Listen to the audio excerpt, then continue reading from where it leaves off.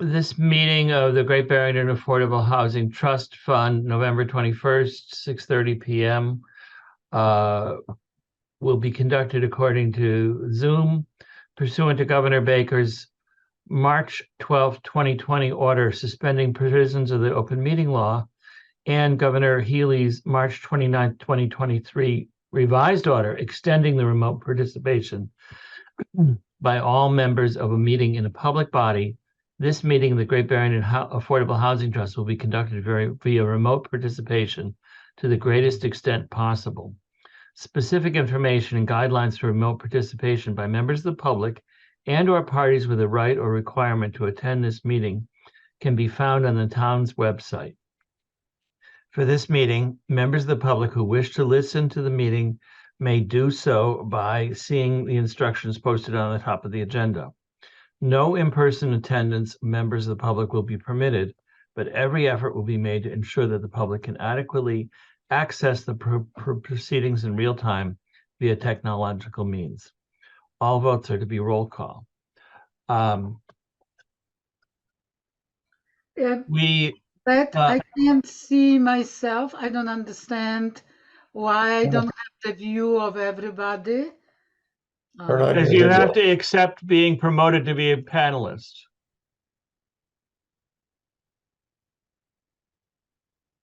I just there you go. So in order to comply with the law, we need to do a call to order and note which members are participating. So Bill Cook. Here. Joseph Method. Here. Christina Kuzia. Here.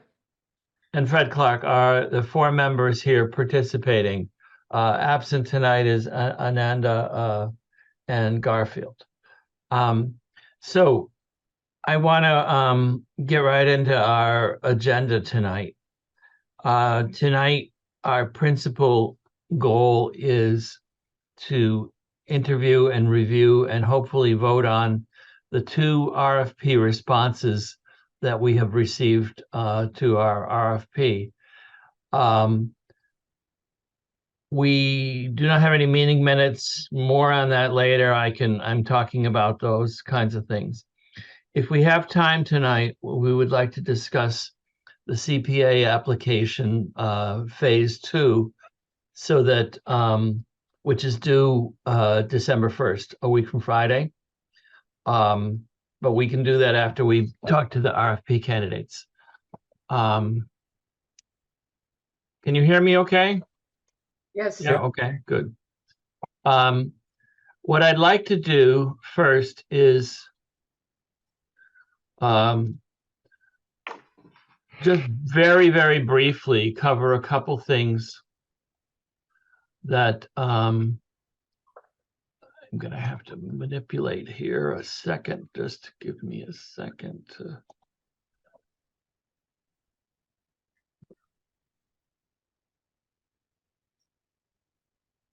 I want to share a couple things on my screen, which I'm having a hard time figuring out here.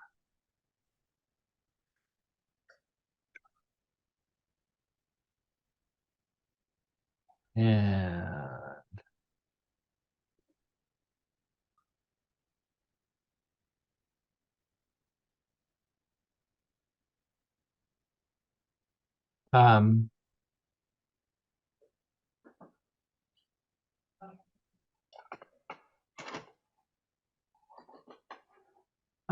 can you see this screen?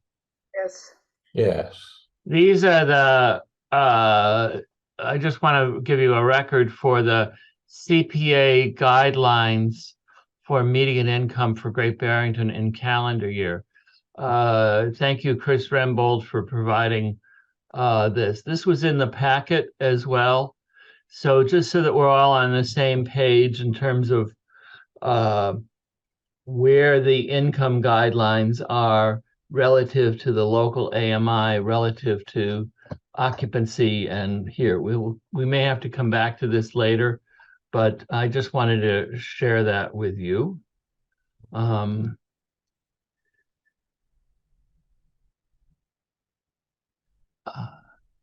the other,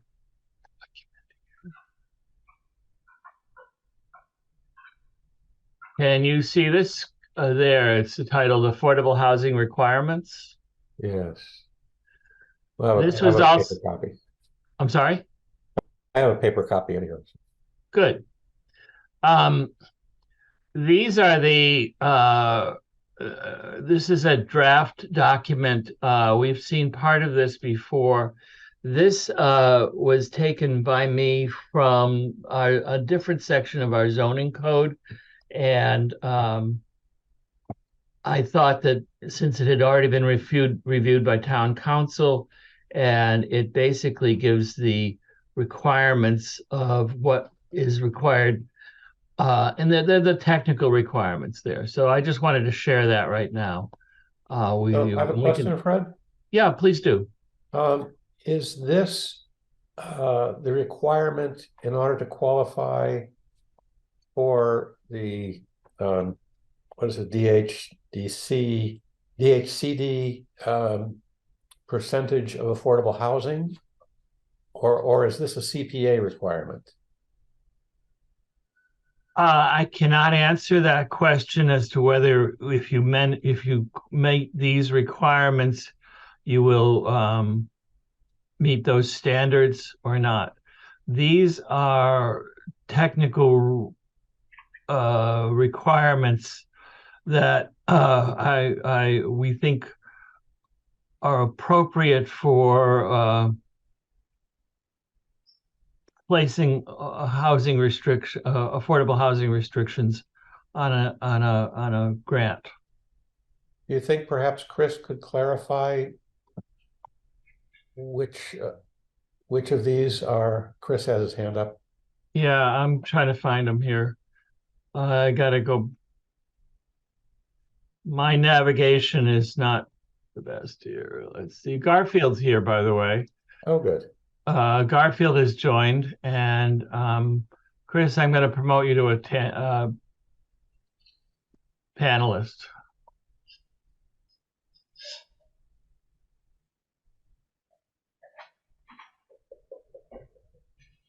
Hi, folks. Chris Rimbold here. Can you hear me?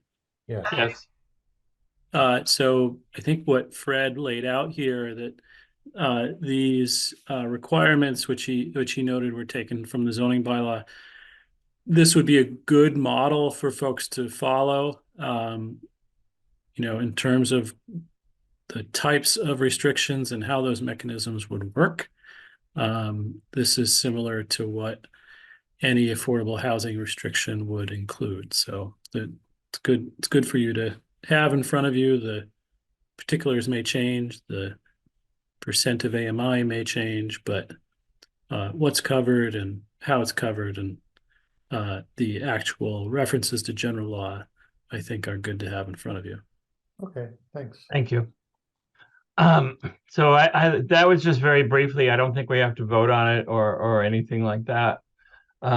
We have two RFP proposals that we would like to review, Ton, and I want to just clarify what we'd like to do is a presentation from the proposal between 5 minutes and 7 minutes, no more than 7 minutes, followed by a question and answer period from the committee of perhaps 15 minutes, and followed by deliberation. And if possible, we would like to vote tonight on that. And if the vote is favorable, then we can write an order of conditions. An order of conditions is just codifying or in writing what we basically have agreed to, the percentage of AMI, how much the grant is, what are the restrictions, if any, things like that, so that we have a letter of agreement basically that then can be the basis for the for the grant. So You want to promote Garfield to panelist? I did, but He's declining. well, he can talk if he wants, but I promoted him to panelist. Here we go, Garfield. Welcome. You're muted though.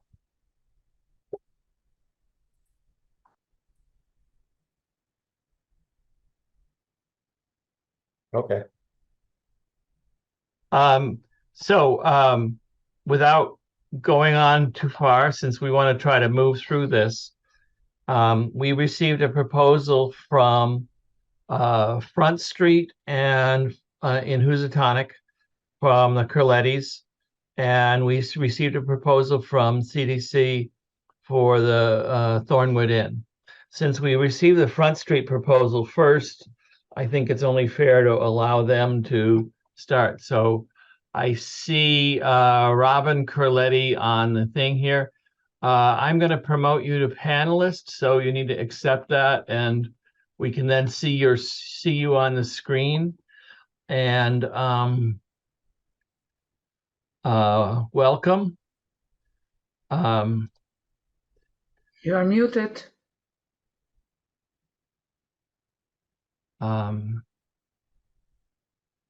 There you go. Hi. Hi. Hello. So shall I start? Yeah, I'm gonna just mosey around here and try to find something. I have your proposal on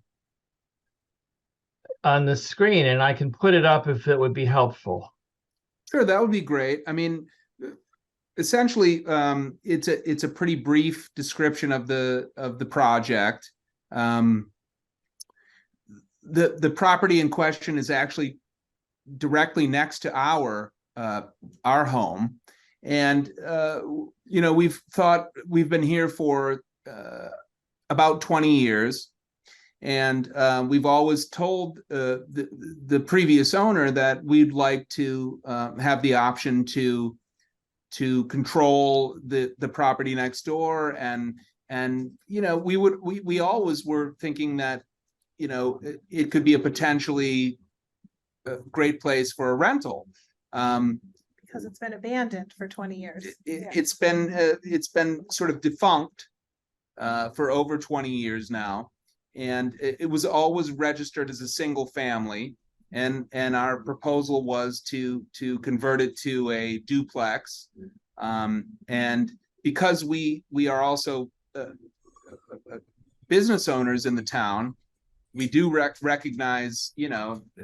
that it's difficult personally for our employees to live locally and work in that environment. So we've always sort of thought, we'd like to start a project where people that can work and live in the area, and the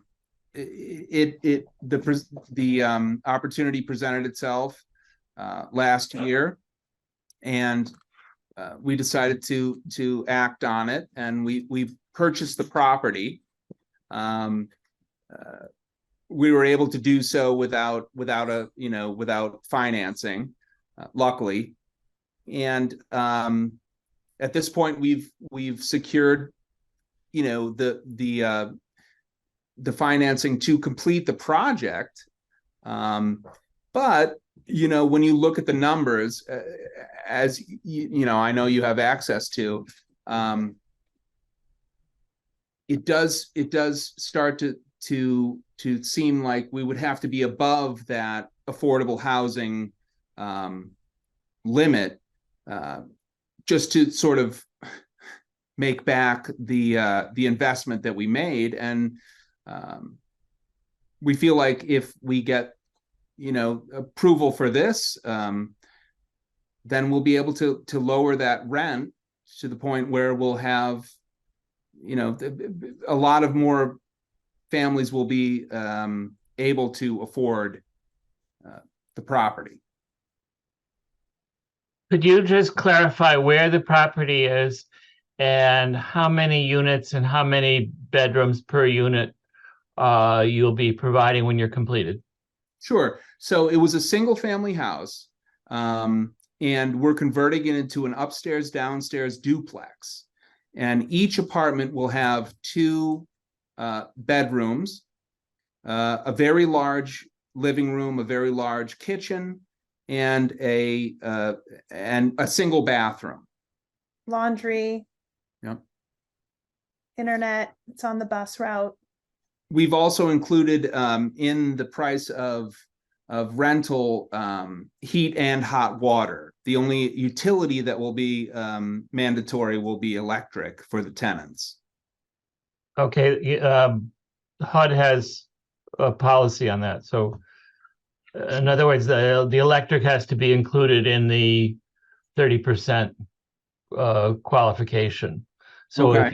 if the tenant pays that, we'll just have to make an adjustment for that amount of money.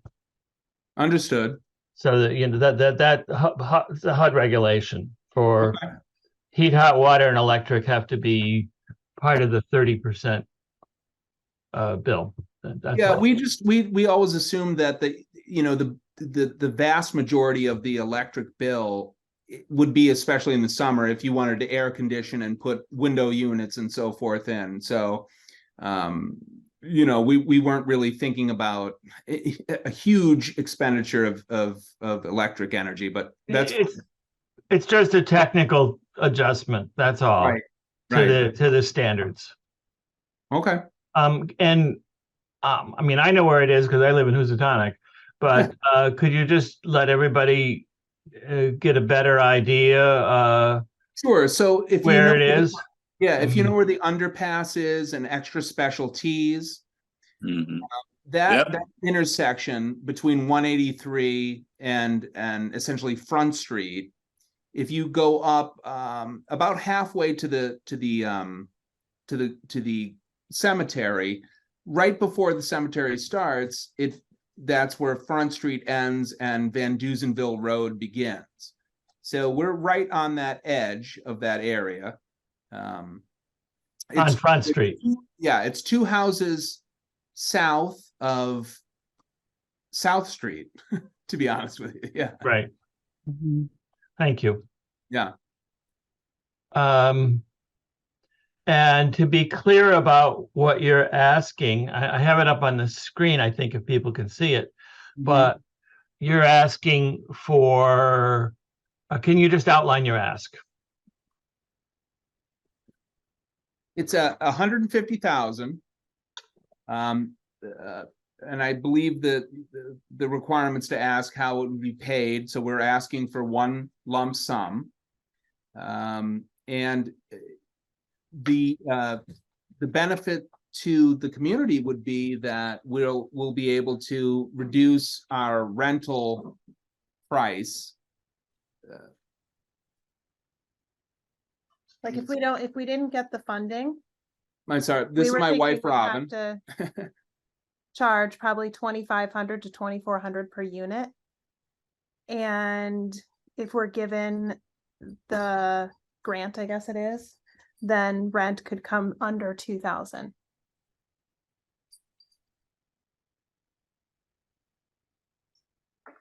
And for what time we would need to have a deed restriction under our guidelines Right. Of course. for that grant. I'm sure you understand that. That's right.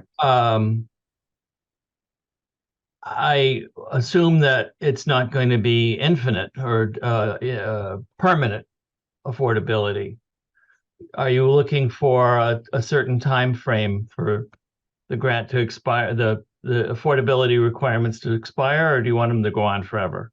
No, we wouldn't want them to go on forever.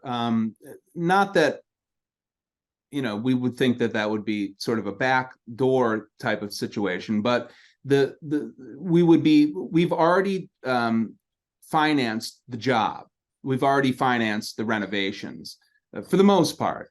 And that agreement goes for, is it 30 years? Mhm. Yeah, so that's a 30-year term on the loan we've taken. So we were thinking more in the 10 to 15 year term that we would have the deed restrictions on the property. But I mean, that's negotiable, of course. We don't really know how these things go, so we'd be willing to listen to other options. I think it's pretty straightforward. I can open it up to other members of the committee for questions, and then I have a few comments and suggestions from my committee. Does anybody have a comment that they'd like to make or a question for clarification? Well, I like the idea. Oh, go ahead. I was just saying, I like the idea. Would need some type of commitment, like you said, which we haven't heard yet. And I would wonder how much under 2,000 it would be if you got the request you're asking for. Yeah, we were at 1,900 for one unit and 1,800 for the other. That's right. So And that doesn't include electricity. Well, we had not included electricity. No, We heat have and to- hot water. Yeah, so Yeah. that's new to us. yeah. But if we had to include a percentage of electricity, that would be a reasonable thing to investigate. Yeah. I have a question. You mentioned something about the house being rented to workers. Do you actually have any type of commitment to rent it to some workers or anybody who works in Great Barrington? And if it is for workers, I just wanted to clarify. I don't think you actually are committed it's to be for workers, but if it is for workers, is there any restriction? Like, for example, if the worker quits the job or is fired, what happens with the rental, things like this? No, I mean, I think what we're saying is that we're making this available to Community. the working class family that lives in this area and that has lived in this area since I was a kid. There's no specifics. No, we don't have any specific employees or workers in mind for this property. We're just trying to make it available so that it is within the reasonable rental perspective of people that work and live in the area. So no, we do not have any specific employees or workers that we have lined up for this opportunity. I have something to add to that. According to what Fred put up earlier, you would actually need to go through a fair housing selection process. And Not for 2 units, Bill. not for 2 units? I think that's only for 4 units or larger. Okay. So obviously you can't discriminate in housing, but that's basic Massachusetts law, whether you have an affordable restriction or not. Right. We can't have, I'm sure as business owners, you understand the law and how your attitude has to be involved. Mass law requires you, to be fair and not discriminate because of age, gender, children, things like that. And that would apply whether you have a grant or not. Right. You'd still have to meet the renter would still have to meet the income guidelines. And what is the square footage of those apartments? Each apartment is about 2,000 square feet. Wow. Yeah. Wow. I think it's 1,000. I'm no, sorry. 1,000. Yeah. 1,000. Yeah. 1,000. Even that. That's Both good. for 2,000. Yeah, but 2 bedrooms each, right? 2 bedrooms each. That's correct. And have you de-letted the apartment? Yes, we did all of the demo and remuneration in the past sort of 5 months. So So, Well, it was an empty shell. There was nothing there, no heating, no electric, no windows, no doors. I mean, it was an abandoned house. So it's all new construction. I know it said like, what was it? Future, Extreme makeover. Yeah, yeah, there's a- future Yeah. makeover house or something for Right. years. Yeah. So, yeah, no, I used to run past there. As Bill was alluding to, we would need to have a certification from probably a third party requiring the income guidelines. So there's two parts to the affordability. One is the amount of rent that you can charge, and the other is to make sure that that apartment goes to someone who meets the income guidelines. Right. So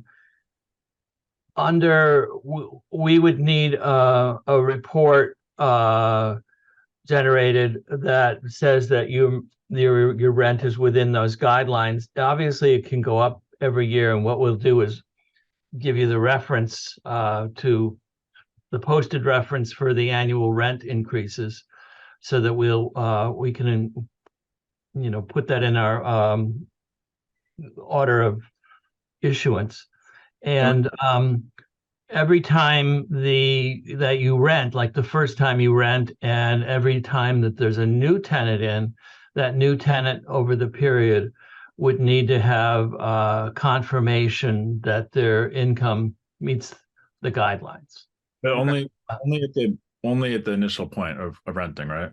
Only if there's a new tenant. I mean, 5 years from now, if that person moves out, we needed it, that needs to be. But if that Yeah. person like gets a better job, Right. you don't get kicked out or anything. Right. Under fair housing law, we can't require someone to move out or withdraw the grant because somebody got a better job. There's no perverse. If they met the qualifications for income when they first rented the apartment. Just make there's no perverse incentive So to not make money. Okay, let me see if I can figure out what I want to do here. You want a motion? No, I don't want a motion. I want to talk first. I want to talk amongst ourselves on the committee here, and let me see if I could figure out what I'm looking for. I want to go back to the guidelines here on this.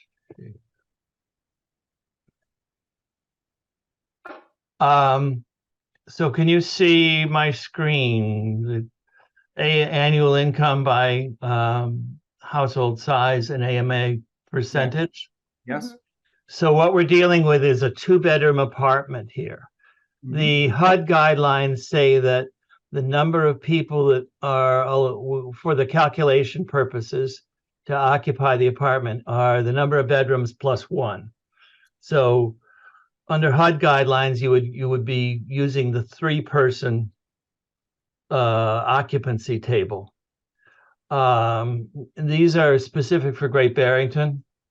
And as you can see on the yellow highlighted bar, the monthly housing cost under the 100% for 3 people is $2,284. That would include electricity. And 80% would be $1,827. While we are legally allowed to go to 100% AMI and not above that, I'm going to recommend to my committee that for the purposes of affordability, that we set the bar at an 80% AMI threshold. I believe that's still going to give you your $1,827 rent that you are requesting from this table. And I think that my problem is I have a hard time justifying 100% AMI as an affordable rental. when we're dealing with town funds there. So I'm going to recommend to my committee, and it's only one person, that we make an offer based upon 80% AMI. Minus electric, so they would be getting. Yeah, HUD has a formula for electric. I mean, we could use $100, and I think that would be safe. So they'd be charging like 1,727. Put it to get under 3%. I mean, we could do electric for $75. That's probably about right. I don't think anybody's going to be paying less than that for electric. I'm just saying, just to make sense of their costs of their money. So I'm going to throw something out here too. If there was a couple and they were each making $20 an hour, they could afford $22.88 without going over 33% of their income. I think, you know, this is the ballpark we're in, and to quibble over whether it's 100% or 80% or 85 or 90%, I don't see a big issue there. I mean, they're going to be well under the 30% for 100% of AMI, and they're going to be darn close to 30% at 80% AMI. So they're going to be somewhere 85 or 90% of AMI. And when you got two people, when you got a couple making $20 an hour that can afford that rent, I don't see that as a big issue, whether it's 100%. I have to disagree, Bill. I don't see rents even in Housatonic right now going for $2,300 for a 2-bedroom apartment without a whole lot of extra amenities involved in it, even if it is a new apartment.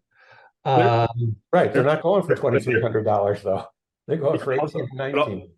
But also, like, I mean, that's their problem. It's not our problem. Like, if they can't get 2,300, then they have to go lower. I don't see why we need to be involved. I kind of feel like the numbers are the numbers. Like, people don't like the numbers, but the numbers are the numbers. Like, where's $2,300 coming from? That's not even in the ask. Like rounding up from 2022. It's on the chart. It's rounding up. He's rounding up. But I'm just saying, I feel like that number comes from somewhere. It's calculated based on the median income. Right. It's all right in front of you here, what the area median income is. I know. And but like asking for 18 or 19 what percentages. I just feel like the thing where people are like, I understand that it's high, right?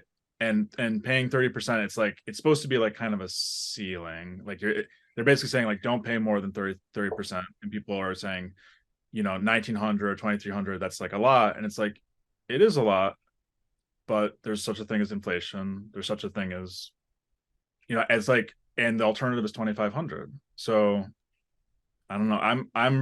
I just feel like letting it lie at 100. If you start talking about $75,000 for 15 years for each apartment, if you did the simple math, that's about $500 a month subsidy for a total of 15 years there.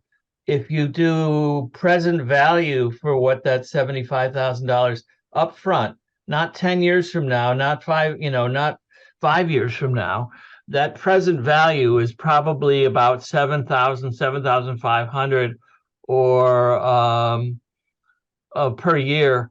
So what's that? About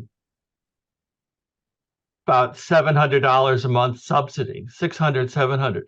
That's without taking any risk at all. That's complete rental subsidy. So if you're thinking at the market rate in Housatonic is $2,300 and we're giving them a $600 a month subsidy per apartment for 15 years, I don't see, you know, how you know, I just think that if we're providing a subsidy, we need to get something back in return.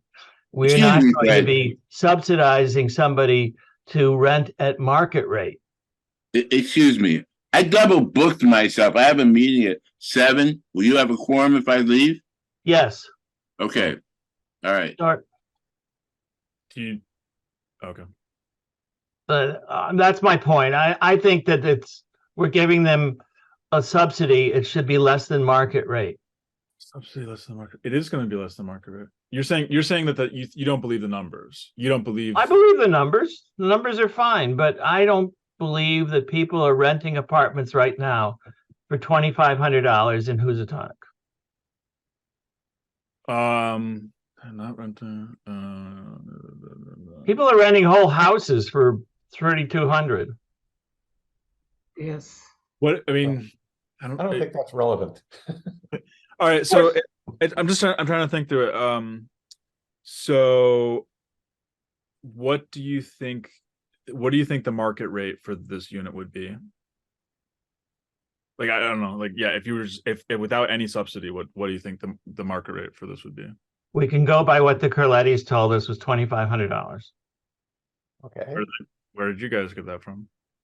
That's not a sort of a hypothetical number. That's what we would have to charge to pay off the what we've already invested in the property. In other words, we've taken sort of $250,000 in loans on now, and it's, it's fine. We can finish this project essentially at that number, but we would much prefer to make this place available to a different demographic, and so that's really why we started this process. I guess my question is, so when you did this as business people, right, did you do market research to figure out, like, if we put this amount of money in and we charge for 2,500, then we will get a profit? So how did you do that research up beforehand? I think all of our estimates have come in higher than we had originally anticipated. Mm-hmm. And also it's right next to our house. So it matters to us what's going on next to us. I mean, it's really brought the value of our home down over the last 20 years. Having an abandoned house there, it also just doesn't feel good. Sure. We've never had neighbors, so we wanted a little control over who. I think that part of the question is, have you done any market research to find out how much you could rent this for in the marketplace? Yeah. Well, I know we could Airbnb it. for a lot. Yeah. We don't want to. Half the year you could. Half the year, right? I don't think that's relevant. Right. No, And so I think it's relevant. it is relevant though. I mean, Yeah. it is. We're trying to do an intervention. We're trying to use a subsidy to. I think we're trying to use a subsidy to do two things. One, to drive a price down, and two, to send a signal to anyone who's thinking about doing this in the future. Like, I think those are the two things that we're trying to do. yeah. I like the grassroots aspect of this. I mean, this is a local couple that's trying to create affordable housing. If we could get a few more local people to think in these terms, Exactly. I think that would be fantastic. This won't be the last time we try this. Yeah. Also, I mean, like, we're in the position to make this happen again, and hopefully again. So, this is Chris. Just real. Excuse me, Chris, go ahead. Just real quick. Will and Robin, I'm sorry if I missed this. So the rent you'd have to charge to cover expenses about $2,500. What rent / level of income would you like to achieve? This isn't even to create an income. I mean, this is really to. No, I'm sorry. What rent or level of income in terms of the tenant? Would you like to go as far down to like somebody who's at 80% of AMI? I think with this project, we feel more comfortable with 100% of AMI. Okay, so we're looking at the difference between 2,500 market rate and You don't the want 100% AMI. stock not being able to pay the bills. Like That's that right. matters to us. Okay, thank you. Sure. This is a wonderful idea. Great discussion. Thank you. So Christina has her hand up. Can you go ahead, please? Oh no, I forgot what I was going to ask. Okay. so for what it's worth, I guess this is not like the Oh best. no, I remember. Can I Yeah. just what would be the longest time that you would commit yourself to the affordability of these units?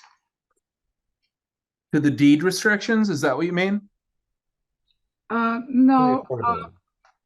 yeah, whatever it's called, you know, if you said 10 years or 15 years, you actually said 10 or 15 years.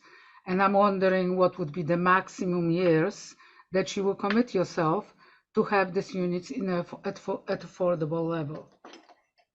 I would think that 15 years would be right around that time we would be thinking about.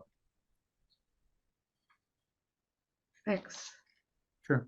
So this is not like great research, on the fly research, but Zillow does have a listing for 2,400 2-bedrooms on Park Street. So and who knows if someone's going to take it, but there are also only 3 listings on Zillow for rentals in Houstonic. Yeah. I don't think it would be an issue to rent it for a market rate. Simply because there's no housing.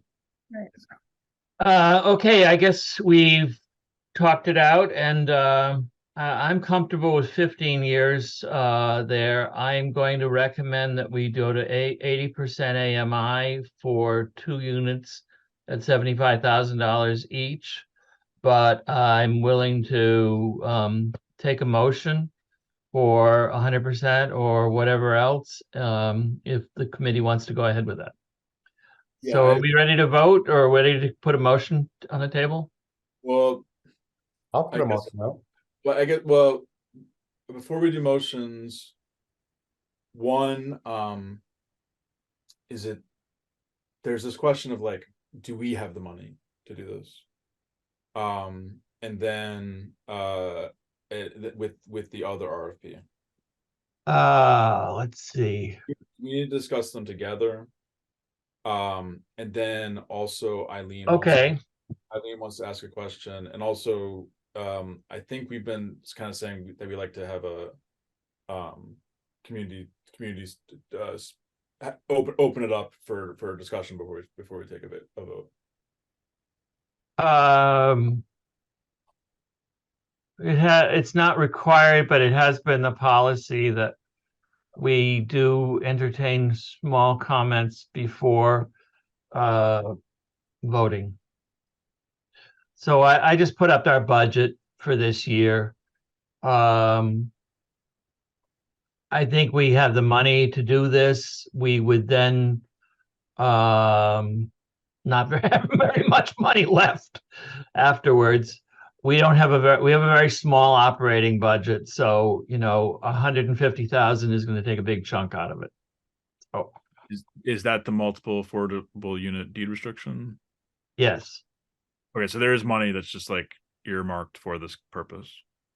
Yes. Do we have enough? Earmarked is a very lightweight term, as in, yes, we sort of do. There's a box for it. There's a box. And The then money has not been previously committed. It is available for affordable housing. This is one of the better opportunities for affordable housing that's come along. So I guess my question is do we need to link this to discussion of Thornwood, or are we comfortable taking them separately? it's a good question. How does the committee feel? I think we can take them separately.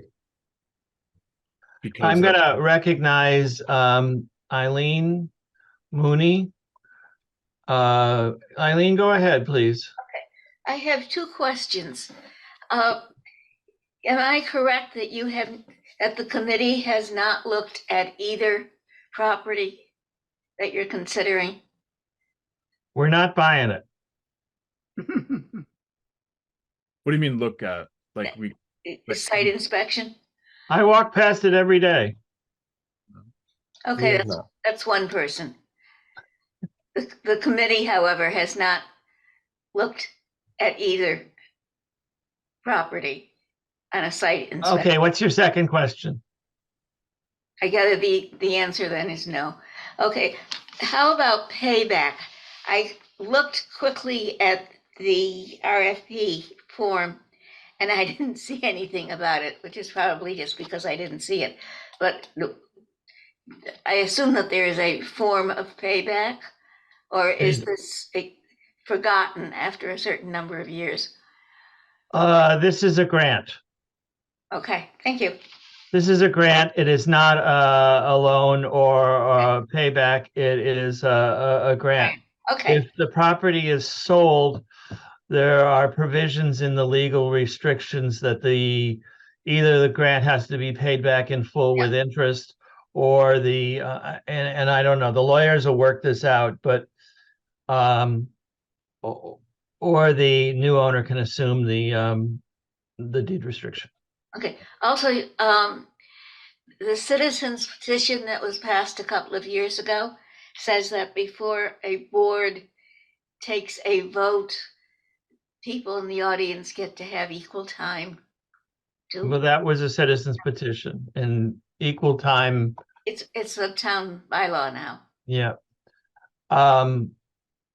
I'm certainly can open it up to any attendees. I don't see anyone else with a hand up. I have another question Yes. in terms of one or two person. So what we are discussing now is for two people. That would be within our guidelines when there's two people in a house with the AMI. Okay, it's 3 people is within the guidelines per Well, apartment. Bedrooms, but I don't really. First of all, I don't understand why it's 3 people and 2 bedrooms, so I don't really get it.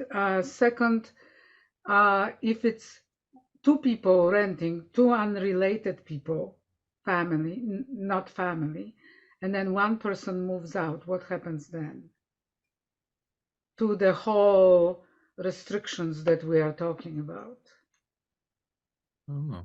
The roommate, maybe. They get a new roommate. I think that this is generally designed for sort of a family unit to be rented, by one person or one couple.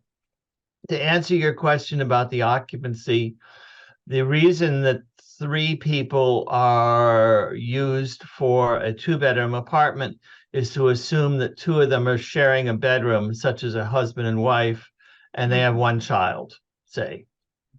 The HUD guidelines prescribe the number of, but that doesn't mean you can't have more people there. It just is how you enter the chart. It's really just a footnote of how the chart is used. Understand. I still don't really get it that if it's a 1 person renting for 1900, how is he fitting into the restrictions of of the Sure. It goes by family income. All of the income owners over 15 or 16 years of age have to be calculated. And if there's 1 person there, it just goes by the 1 person's income. If there's 2 people who are working, then you need to have both incomes counted towards the affordability index. So we pulled the income from your website that we attached. It looks a little bit different than the spreadsheet you had, and we were aiming at 2 people. So if she brings up a good point, like, are we forced to find 3 people to rent the No, apartment? no. The only thing is where you enter the chart. But that chart allows you to have more a higher income or higher rent for more people. Does that make sense? Also, for the one person, they would have to charge less. No, Depending on income. no. It has nothing to do with income. Hmm. The income is a maximum limit.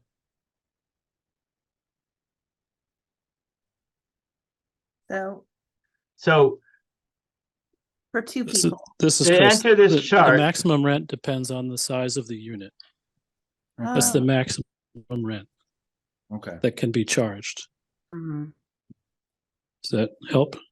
So if it's 1,000 square feet and you have two people, what could the rent be? Like, what if you wanted to rent it to a family of two or one?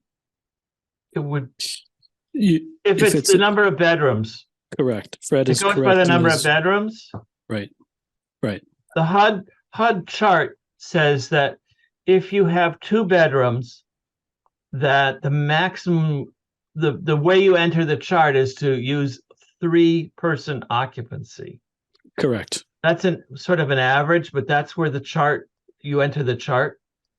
That's the maximum you can charge for that unit. Now you could have 5 people in there and you could have, 3 kids sharing a bedroom. Right.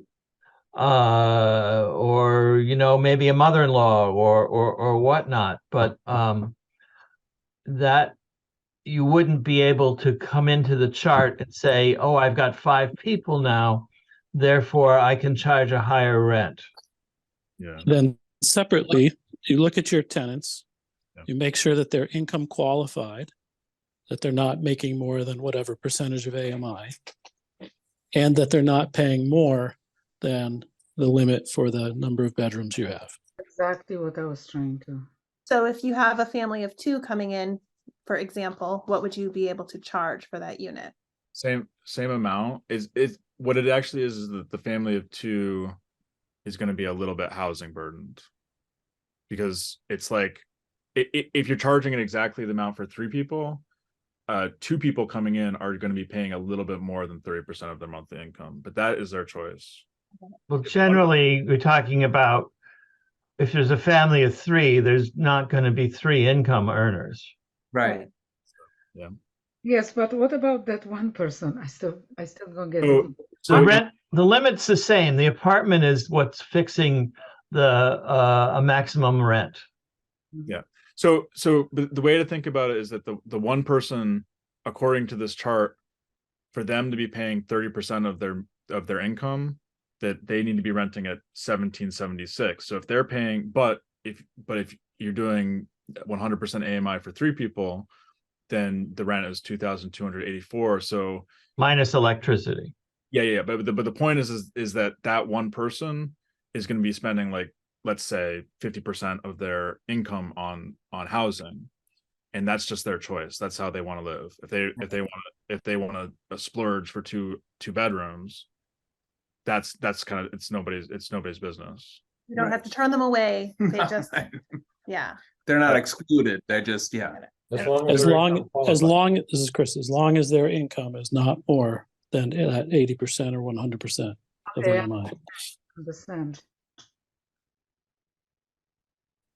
I get it. Any other discussion? We need to, either vote or decide to entertain our second guests and come back and vote to both. What do we think about this idea from Eileen that we should look at the properties? I mean, we've given money to properties without looking at them, and we've looked at the pictures. Why would we do that? I don't know.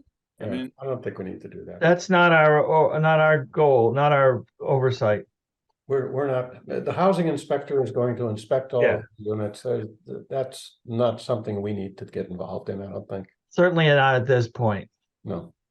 We're approved and about probably 2/3 or halfway done with our project. So And it looks great, by the way, from the outside. cool. yeah. I mean, I don't know. I'm comfortable voting tonight. We might want to have policies going forward. But Well, then we need a motion. I motion that we offer the grant at 100% AMI. For that grant would be for $150,000 paid up front at 100% AMI, right? Limit. Yep. I thought we were talking about 80% Well, the motion is for 100. Motions for 100. The motion is for 100 at AMI for basically two-bedroom apartments, two-bedroom apartments That's for 15 years, right? for 15 years. Yep. It's been made by Joe, and who seconded? I did. Bill Cook seconded. So Bill Cook second. Discussion. I still think it should be 80%. I think that if we're giving a subsidy, that we need to be below what the market would command on its own, rather than paying a subsidy to market. I understand that, Robin, you said that you need to have 2,500 to cover your expenses. That's one way of looking at it. Sometimes real estate is upside down for the first couple of years and you leverage the increase and you do it for other reasons. I think that rather than look at it from an expense point of view, it needs to be looked at from a market point of view, what the market would bear without that. And I still think that the subsidy needs to reduce the market rate cost. So that's my pitch. I agree. My argument is that I think we are kind of operating not with super great information, but as far as I can tell, like there's another unit out for 2,400. It went on the market 7 days ago. I would guess it's gonna rent. 2 bedrooms, same neighborhood, 2,400. So I just think that I don't know. I think that's the market. Christina, do you have any comments? I agree with you, 80%. I am really for this project and I would definitely vote for it, but with the 80%. Could we meet halfway and go to 90% AMI? My chart doesn't say that, Yeah. but we can extrapolate it. Yes. I'd have to do the calculation here. Well, $2,000 rental income at about 82,000 gross income. I'm pretty sure these guys are under 90% AMI.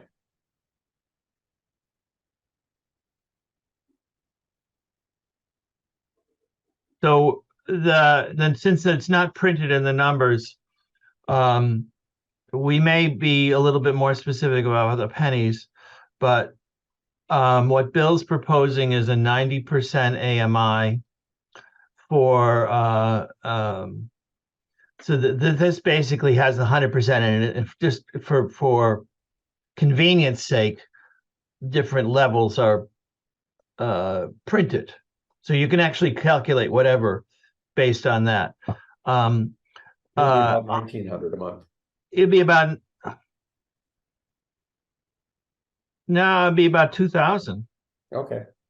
Well, they're About 2,000 a month with an income of 82,000, something like that. I could accept that. You want to make an amendment to the Yes, I motion? we amend the motion on the table to be 90% of AMI. I'll second it. And the motion on the table is an amendment.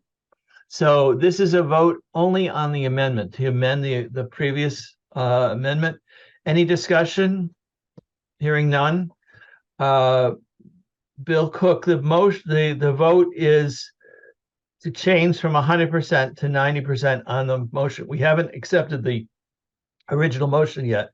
Right. This is just to change it. So Bill, how do you vote? Yes. No. Joe? No. Christina? No. No. No, you want yes. Oh wait, You want 80? Back to 80%. And Fred votes yes. Motion fails for lack of a. Sense. So we're back to the original motion. I'm just trying to make notes so that I can. The motion on the table is for 100% grant, 100% AMI for 15 years with a grant of $150,000 for two-bedroom apartments. A yes motion would be on 100% grant. Excuse me, I let the dog out.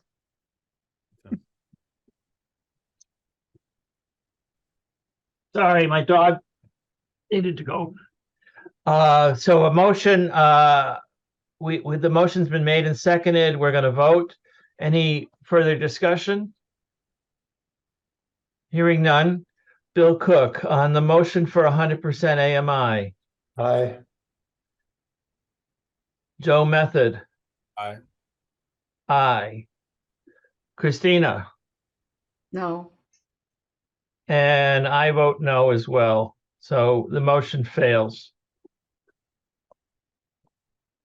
So no grant for tonight, unless there's another motion that you'd like to make. Well, it seemed like we've sort of skimmed over that 90% thing. You know, I'm not sure all of you guys are on the same page here as far as what's expected for 90 or 85%, or I'm not sure that everybody understands, you know, exactly what numbers we're looking at here. So it seems like it's an unnecessary decision between 90% and 100%. I would hope for a little more discussion about how we could sort of get to the middle of this situation. We're pretty close. Christina, let me make an argument. If we were to restrict them to 80% of AMI, that means they could never rent to anybody who is making more than $73,000 a year. I mean, That means that they're going to end up turning away a lot of people because, as Bill has pointed out, if there was a husband and wife who wanted to rent this apartment and they were each making $18 an hour or $20 an hour, actually. $20 an hour. Well, $20 an hour is around $80,000 of income if the husband and wife are both working full time. Yeah. I think that's probably overly restrictive on somebody to expect them to have two full-time income to have two full-time incomes that are less than $73,000 a year. Okay, now you have to talk, Joe, because he wants 100%. Oh, did I shoot down the 90? Well, you shot it down too. Yeah, I did. I am willing to. If you get So are you willing to go to 90%? I think that if we go to 90%, it meets the Curletti's requirements, because I mean, I can do the calculations, but it would basically be about $2,000 rent limit on each apartment. Right. If Christina is persuaded, you don't need me, right? No, but if with the 90%, because you got 2 votes for 90, right? Bill Cook and Fred Clark both voted for 90.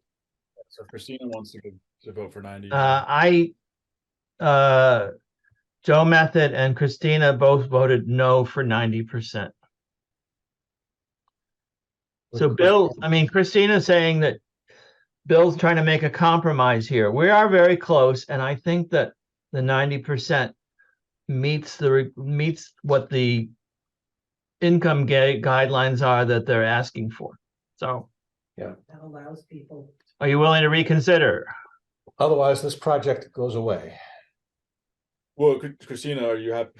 I can vote for 90. It's just, I want to point out that what are we going to do next time that somebody comes and says we can do something for 100? Are we going to say no 90? Like, how are we going to be fair, people? Like we are Well, not. I'm glad we're not doing 60. That's We're- what a lot of the affordable guidelines are. We're not, Uh, we're not mandated to go. 80 is a reasonable number because it's considered moderate affordable. Right. It is a number that's often used for affordable housing. 80 is okay. I'm just saying that I don't know. It's just like somebody comes, says I can make units for 75 for 75,000. For 15 years. 15 years. The next time they come, are we going to say, if it's not 90, then get lost, right? Or are we going to say, you know what, we drove a hard bargain to 90 with the Corlettis, but for you, we'll do 100. Like, I don't know. But that being said, like I will vote for 90 if or Christina, you can vote and then I don't have to vote. But either way. The quorum, don't we? No, you don't need me for quorum. No? No. It's like you just need a simple majority of our quorum. So We need 3 votes. Oh, okay. So I motion that we vote for 90% AMI. I'll second that. Any discussion? No. Hearing none. This is a roll call vote. Bill Cook, the motion is for 90% AMI for 15 years for two-bedroom units with a grant of 150,000 or 75,000 per apartment. Yes. Yes, Bill. Joe Method. Do you want to have Christina vote first? Fred Clark, yes. Christina, would you care to vote for 90% AMI? Yes. Joe Method. No. No. The motion carries. We'll be in touch about, I need to write an order of conditions that basically will be the information, and I'll try to get that to you. Well, with Thanksgiving, I don't know when I'm going to get it to you because I'm going to be away starting tomorrow morning. So unless I can do it tonight. And I want Chris to take a look at it, and the town hall's closed for the next couple of days. So it might be Monday or Tuesday before we get a letter of agreement to you. Thank At you that so point, I'd much. like you to review it and give us a positive or a negative as to whether you accept it or not. You Excellent. also have the option of saying, hey, we'll take it on one unit, but not on the other. We will offer you that option if you look at it and you say, well, maybe I can have one affordable unit, but I want you to be comfortable with it. I want you to talk to your attorney if you need to do that. And I want you to give us a positive that you accept our terms. Okay. We'll look into it, and we appreciate your time and effort, and thank you so much. Thank you very much. Good night. Night. Night. Okay. Thank you, everybody. We have a second RFP that we're going to go right into right now. Do you have enough time to give it enough justice tonight?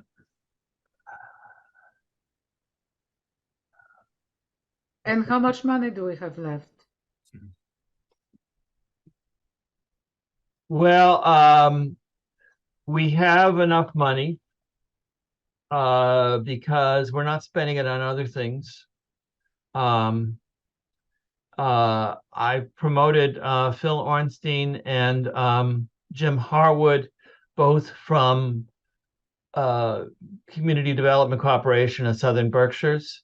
Their proposal is to purchase and renovate the Thornwood Inn here. And before we move on, I see Eileen has her hand up again. I'm going to ask her if she has a question or a comment. Eileen, can you hear me? I forgot to lower my hand. I'm sorry. Oh, all right, that's fine. Welcome, Jim. Welcome, Philip. we'd like, I have the slides that you sent me. I can share those. That would be I great. can figure out how to do it. Here,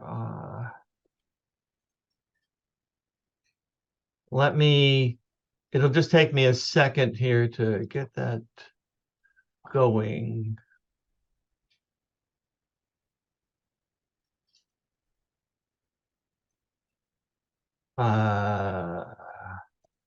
My facility with a Zoom is somewhat limited, but I'm getting better as we move on. There you go. Please go ahead and present, and then we can have some questions there. And I Okay, can change the slides as you prefer. Terrific, thank you. If you go to page 2, please. Okay, so Can you see that? Picture is helpful. I think the property is something, my expectation is we all know about it. We all drive by it. It's been there forever. Very distinctive yellow color. So that's the property we're talking about, right at the corner of 183. So go to the next page, please. So this is a brief overview. Our objective here is to quickly add additional workforce housing capacity for those seeking to live and work in the town of Great Barrington. The CDC of Southern Berkshire is in contract to purchase of Thornwood, which will ultimately create 18 units of local workforce housing. The funds we're requesting tonight, which is $175,000, would be used as part of the purchase down payment. Since the project is locally funded, we will be able to provide preference to Great Barrington residents, which was a key part of our business plan. As we discussed, again, is located at the intersection with 183 and Stockbridge Road, and it's conveniently located pretty much midway between Housatonic and downtown Great Barrington, and also importantly, it's on the public bus line. The contracted purchase price is $1,365,000, and we are extremely close to finalizing a commitment for the mortgage financing for the purchase. In terms of the ultimate cost for each unit of housing, it's a fairly efficient $86,000, which, as we all know, is significantly less than greenfield construction for an apartment unit. Please go ahead, Fred. Yep.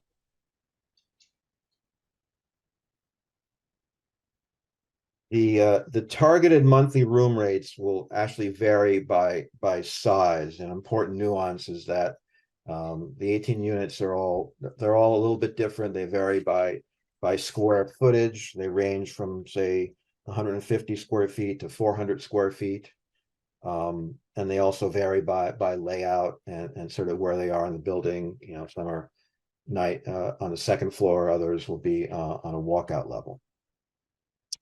Our request is for so I'm sorry, their monthly rates are $1,000 to $1,375.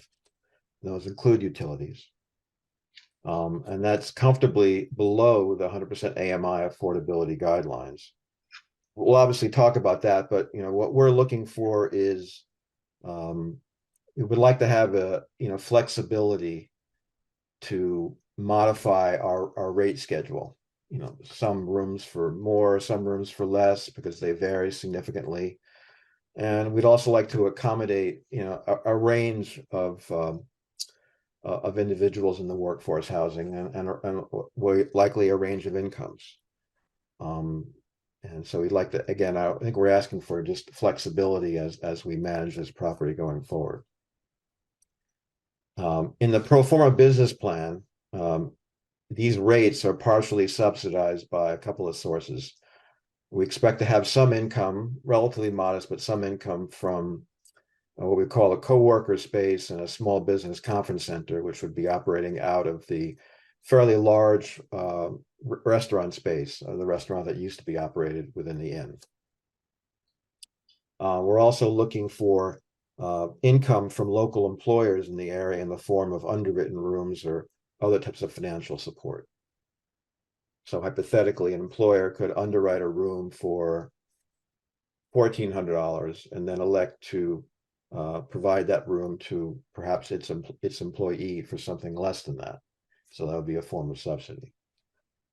And we're also looking for various arrangements of financial support, ongoing financial support from businesses and individuals in the community, all of which are designed as a way to keep the monthly rates low. As some of you probably know, that the inn is actually in very good shape. It's been very well maintained by the Thorns over the years.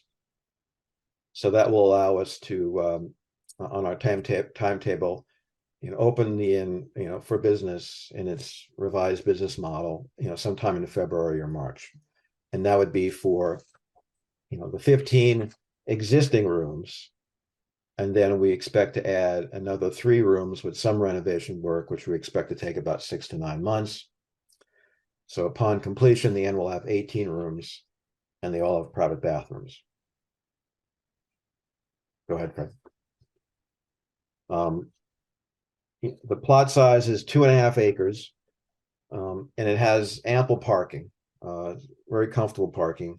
And there's also some room for expansion in the future, if things go well, by building additional cottages or what is referred to as tiny homes. So there's really is some significant land on the north side of the property. We probably need to take down a few more trees, but there's room to grow there. We will obviously comply with all the applicable Fair Housing Act regulations prohibiting all types of discrimination. And I will conclude by saying that this project was certainly inspired by Construct's success with the Windflower Inn on the south side of town. So there's many other aspects of this, but I'll stop there. In terms of the ask, I guess as framed by the prior discussion, and we are asking for $175,000 in lump sum. It would be used as for a partial down payment, and we would request that the deed restriction lasts for 15 years, which is the terms of our mortgage. Well, let's start there. This is kind of an unconventional project for affordable housing because it's really congregate housing with multiple rooms that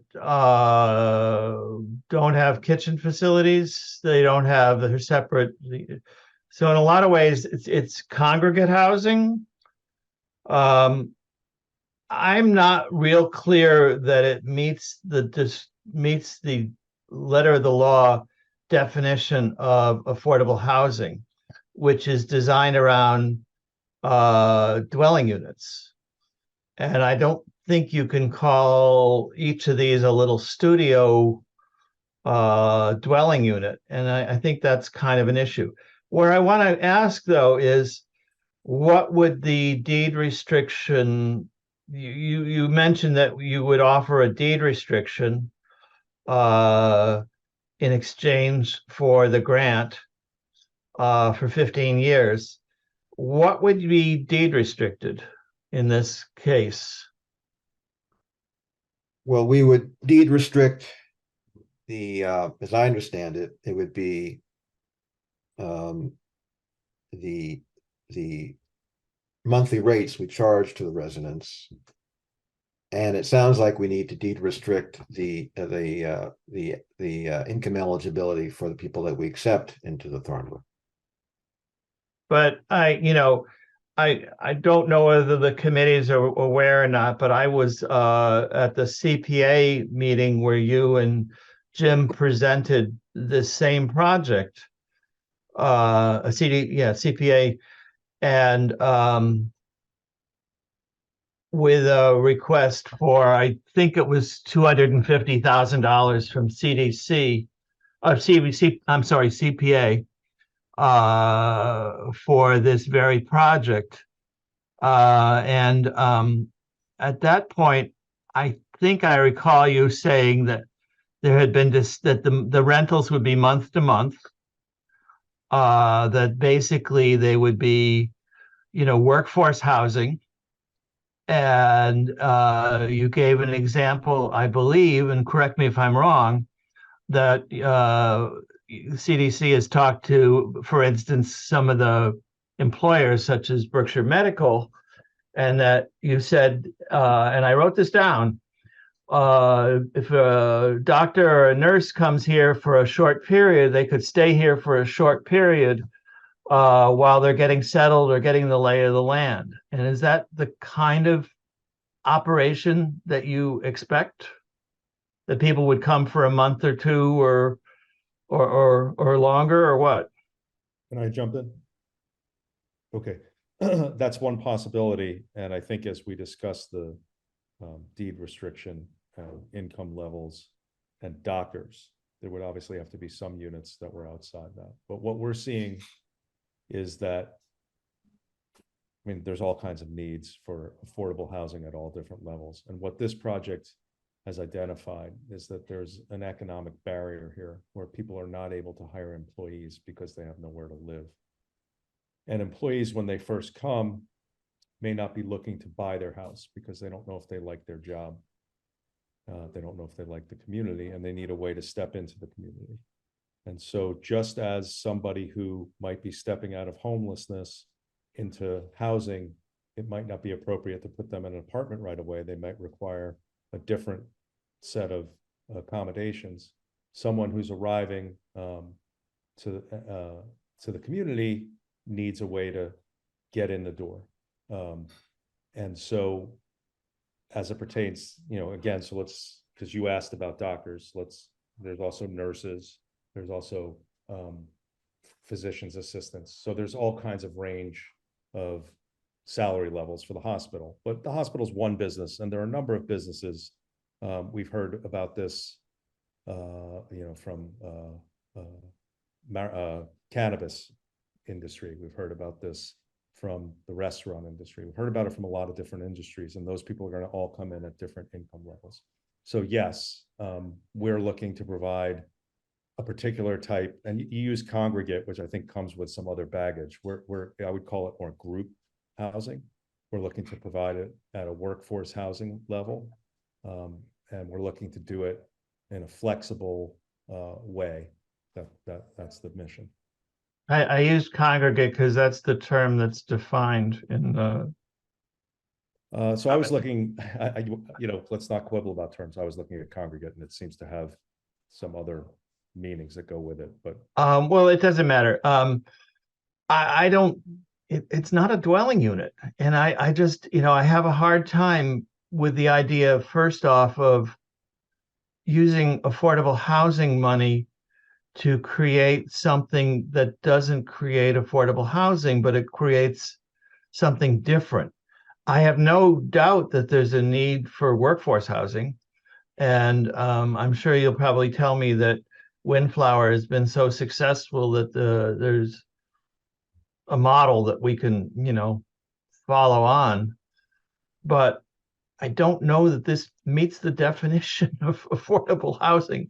And this is the Affordable Housing Trust. And secondly, we, trust but verify. We need to have some assurances that we're providing not just a rent that fits into the model, but that the income, the second part of that, the income fits into the model as well. And I don't know how you're going to do that if you're having different tenants come every month. It just seems mind-boggling to me to try to keep up with that. Well, I think, well, let me speak to that a bit. I think that the expectation is that our residents will stay there 3, 6, or 9 months at a clip. I mean, everyone probably has a little bit of a different opinion on that, and obviously you can't predict the future, but we don't, a key element of this is that in addition to an affordable housing problem, we have just a scarcity of housing, period. So there are many people who are dealing with an issue from all what I've heard and others have heard, is that they cannot find housing, period, and therefore they cannot work in the area, period. So we're really we're sort of looking at it from that perspective to a very great extent. It's a scarcity issue in addition to an affordability issue. We think that these rooms will be very comfortable, but as you said before, they'll be limiting in the sense that they're not sort of traditional apartments with their own kitchen. It'll be a shared kitchen arrangement. But at the same time, if you're perhaps a young person working a lot of hours on the job, that might be fine for you. You might not be planning on doing a lot of cooking at home. So we're trying to provide a very flexible option for people who want to live and work in this area, but are really looking at almost no options for housing right now. So go ahead. Go ahead. Could I'm I- sorry. Go ahead. So could I just, because you asked two specific things, one on the turnover and the income requirements, that's on us. They have to meet it, and that's somewhat onerous, because to the extent that somebody turns over more frequently, that puts the burden on us more frequently, but it's still there. It's no different. And, the term that I think we're looking for, and I'll use it, but, understanding that some people may put negative connotations on it, single room occupancy. It's a type of residence that's existed for hundreds of years. And it plays a role, and it doesn't exist in any way, shape, or form right now. It's the need for it's become obvious, and that's where Windflower has jumped in, and that's why we also want to jump in. So Well, I apologize, but we don't have a whole lot of time, and I'm sorry about that. I'm sorry we went so long on the first one. I have a couple of very important questions, though, that I do want to get out there. And one has to do with the purchase price of and whether you went through a full cost appraisal process based upon this plan, because it seems to me that, as was mentioned at the CPA meeting, this project was for sale for a great long time. I'd like to, and the other part of that, of course, is that I believe that David Thorne is on your board, and I'd like some assurances that there's a arm's length transaction there for that. Hey, Fred, yeah. I'm gonna need to drop off, so that'll probably hurt your quorum, right? Yes, it will. But you can keep talking, right? No, Keep can't have a talking. vote, can't do anything. All right. Well, I gotta put the kids to bed.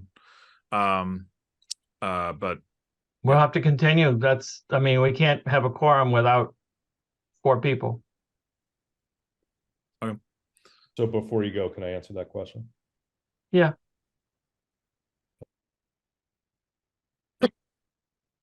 He said kids to bed, and that broke my train of thought. Remind me of the question. You're going to talk about the appraisal, I think. Oh, so yeah, costs. Yeah. So three things. Well, it's really 2 things, but one of them 2 different ways. So yes, we're very sensitive to conflict of interest. We have a conflict of interest policy. It has many aspects to it, one of which is a complete recusal from any negotiations and arm's length transaction in that regard.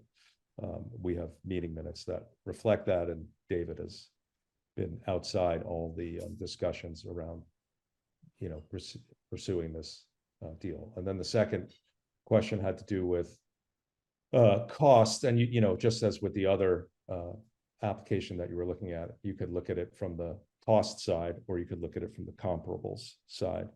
And so, but I think in this case, from both angles, it looks quite good. So on a cost side, there's no way that we could replicate this at the cost. The cost per square foot is about $102 a square foot, and construction is just nowhere near that.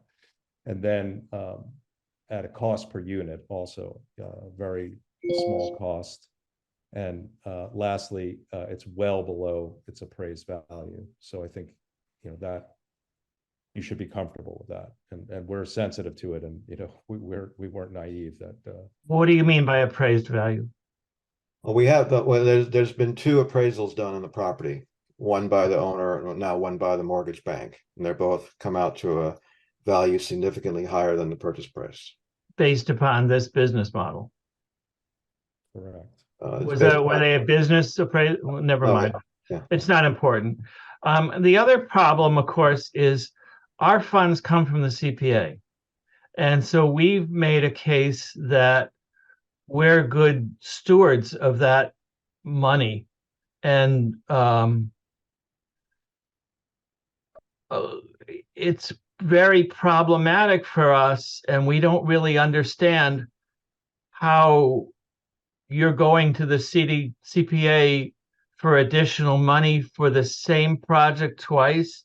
And it seems to me that if you've chosen your forum, I don't think you can have both. I really don't. I think that either you decide to go to the CPA, which I think you have decided to do, and you can't then come back to us and look for it. It seems to me like double dipping, that you're asking for funds that basically go back to the same source for the same project. And it just, I think that as fiduciaries of this money, it's going to be very difficult for us to go forward and say, yes, we were aware that you were looking for money from the CPA, and we also gave you money. And I don't think it's going to work well in town. I don't think it's going to be well received.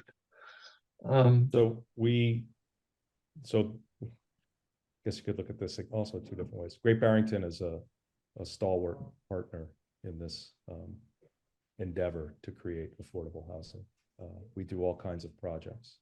We do large projects that take us a long time to execute and require millions of dollars and allow us to leverage other monies. And when we, for instance, when we do Windrose or Bentley, we come back to the town numerous different times. And not only the town, we come back to the state. So Bentley's on a brownfield site. And we've been back to the state numerous times for brownfield grants. And so I don't think it's in any way disingenuous. It's a straightforward statement that it's expensive to house people. And if it wasn't, there wouldn't be a problem. And we're looking for help. So we don't make a profit at this. We do it because we believe in the mission and we want to execute for our community.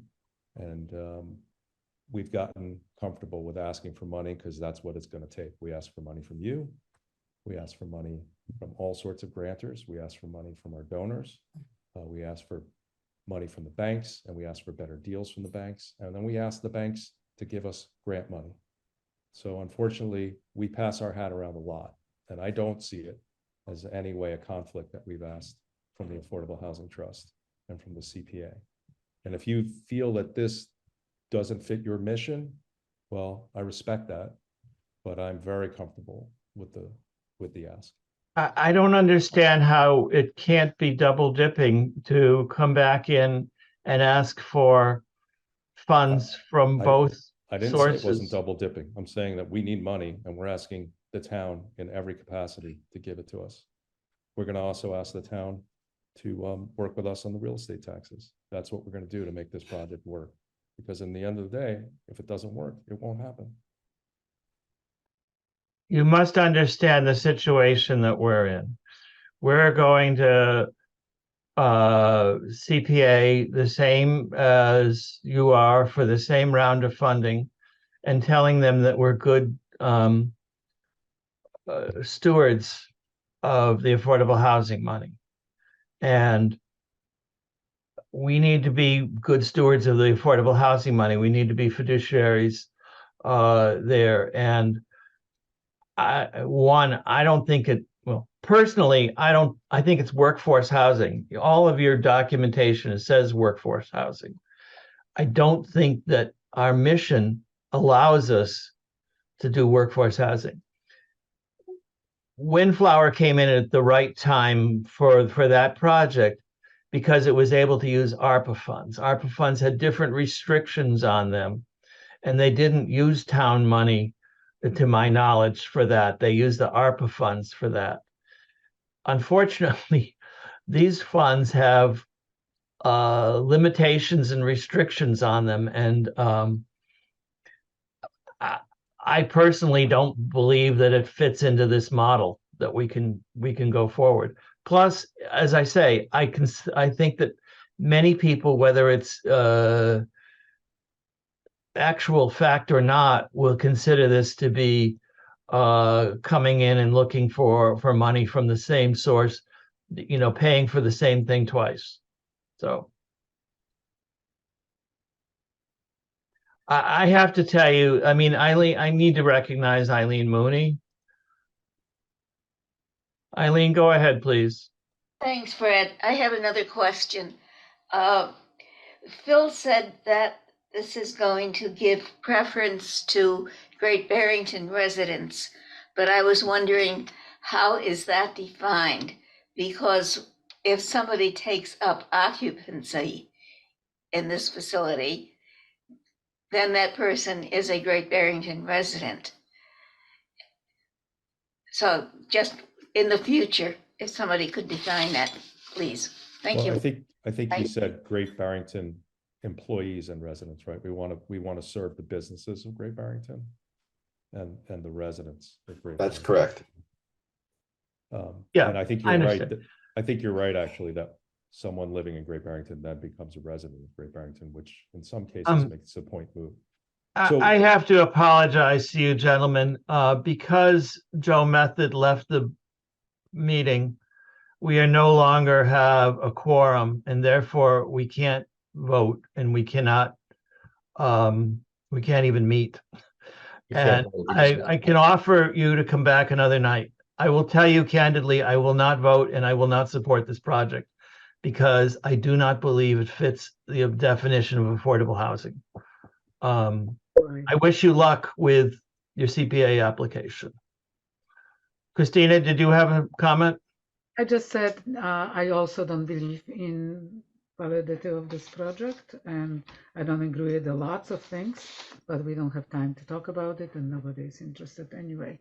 I just wouldn't vote for it under any circumstances. I can reach out to Carol after the holiday, and we can talk about continuing this discussion if you like. And I apologize. My hands are tied in terms of the quorum. It's no problem. because it's Thanksgiving week. We only had enough members for a quorum. Garfield was with us earlier, but he dropped off, and I can't do anything. Okay, good I night. apologize. Yep, good. I think that I need to end this meeting, and I'm sorry about that. Good night, everybody.